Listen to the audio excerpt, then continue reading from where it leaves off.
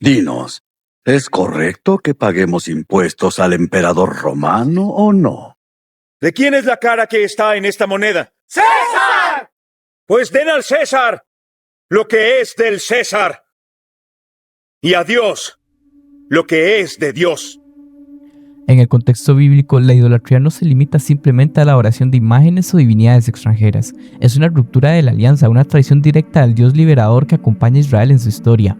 En el mundo contemporáneo, la idolatría adopta formas más sutiles, pero igualmente destructivas. El culto al poder, al dinero, al consumo, a la eficiencia, entre muchas otras más, son las nuevas formas de idolatría que nos da el mundo actual. Durante muchos años los profetas bíblicos denunciaron estas formas de idolatría.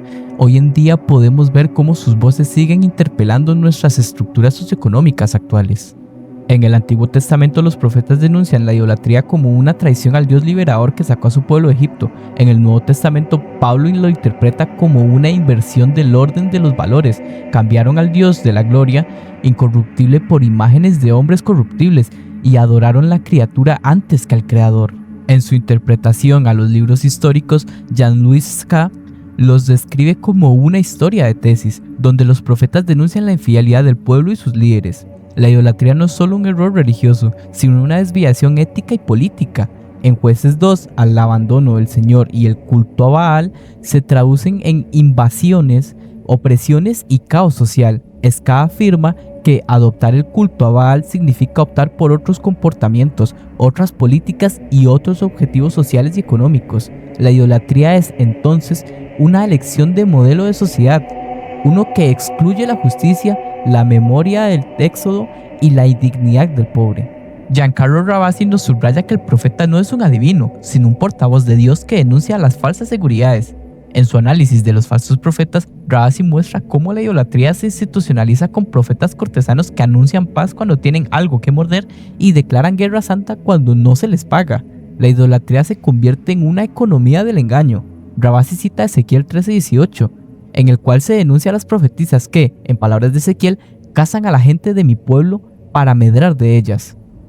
El culto a Baal en tiempos de Acab y Jezabel no es solo religioso, es una estructura de poder que legitima la injusticia y la explotación. Por su parte, José Luis Barrio Canales y su equipo analizan cómo el término profeta se aplica tanto a verdaderos como a falsos mensajeros. En Ezequiel 13, los falsos profetas profetizan por iniciativa propia y siguen sus inspiraciones sin haber visto nada.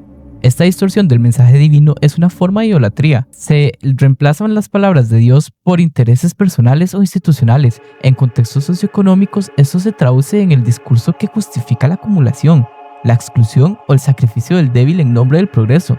La idolatría moderna no necesita estatuas, basta con convertir el mercado, el Estado o la eficiencia en absolutos. André Neher presenta al profeta como un escándalo viviente, perseguido por denunciar la mentira institucionalizada. En su análisis de Amos, destaca cómo el sacerdote Amasías lo acusa de conspirar contra el rey y lo expulsa del santuario de Betel, la casa real. El culto se ha convertido en un instrumento del poder y el profeta es visto como una amenaza. Neher afirma que el antagonista principal del profeta no es ya el rey, sino el sacerdote, y que ambos, tanto sacerdotes y falsos profetas, hacen una alianza para silenciar la voz auténtica. La idolatría socioeconómica se manifiesta en la represión a toda crítica que cuestione el orden establecido.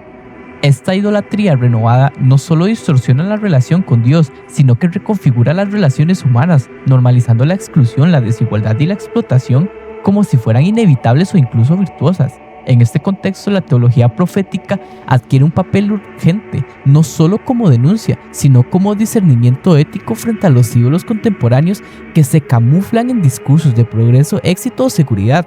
La crítica profética entonces no se limita al ámbito religioso, sino que se extiende a las estructuras que moldean la vida social, económica y política, interpelando tanto a las instituciones como a las conciencias individuales.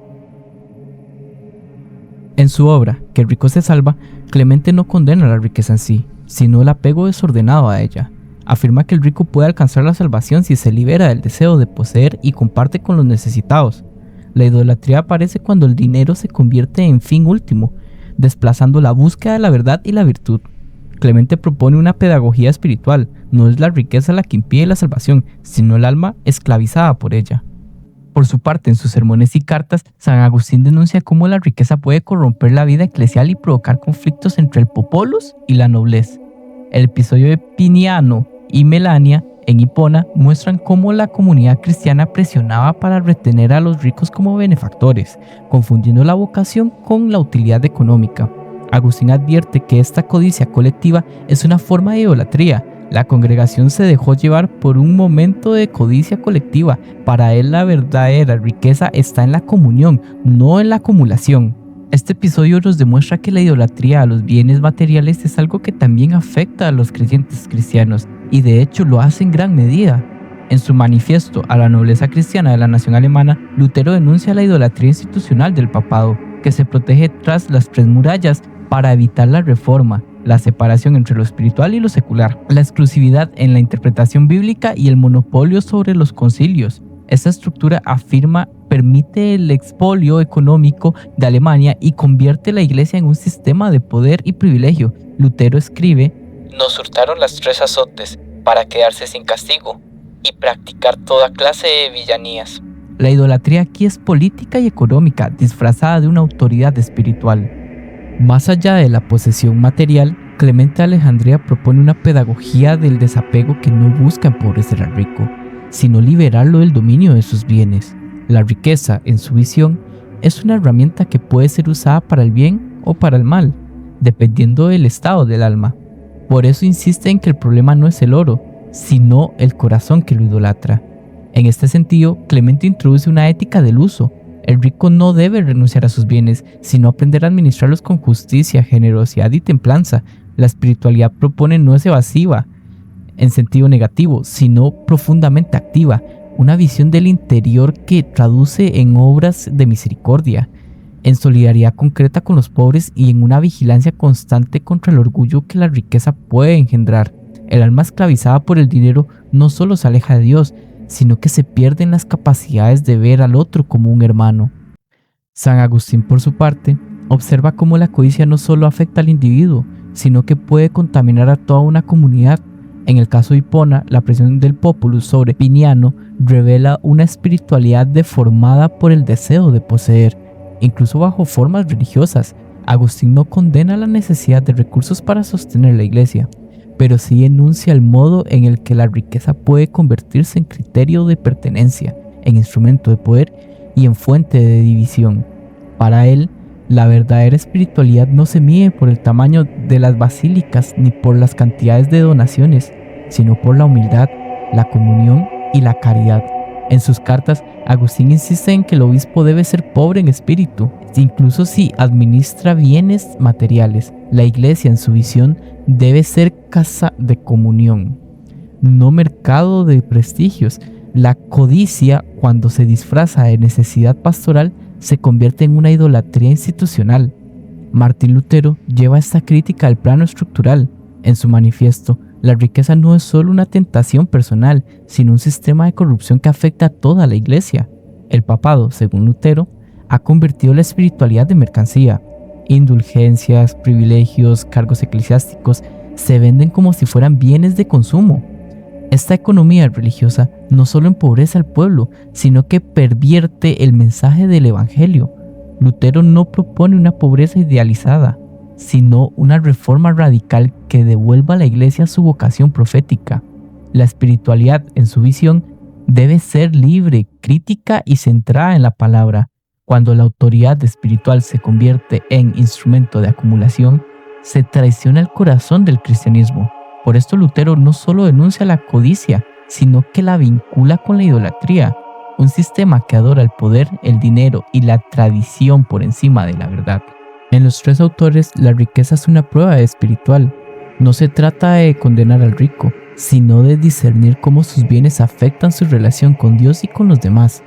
La codicia, cuando se instala en el corazón o en las instituciones, destruye la comunión, corrompe la justicia y convierte la fe en simulacro. La espiritualidad auténtica, en cambio, es humilde, generosa y vigilante.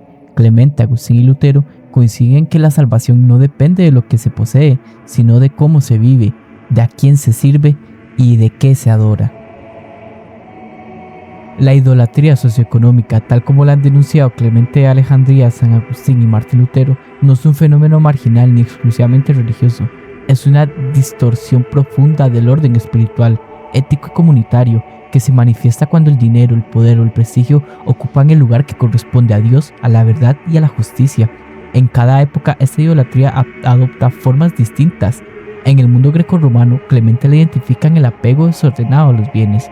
En la África tardoimperial, Agustín la observa en las tensiones entre el populus y los nobles, y en la Europa del siglo XVI, Lutero la denuncia como estructura eclesiástica que legitima el expolio y la corrupción. Lo que une a estos tres pensadores es su insistencia en que la verdadera espiritualidad no puede coexistir con la codicia.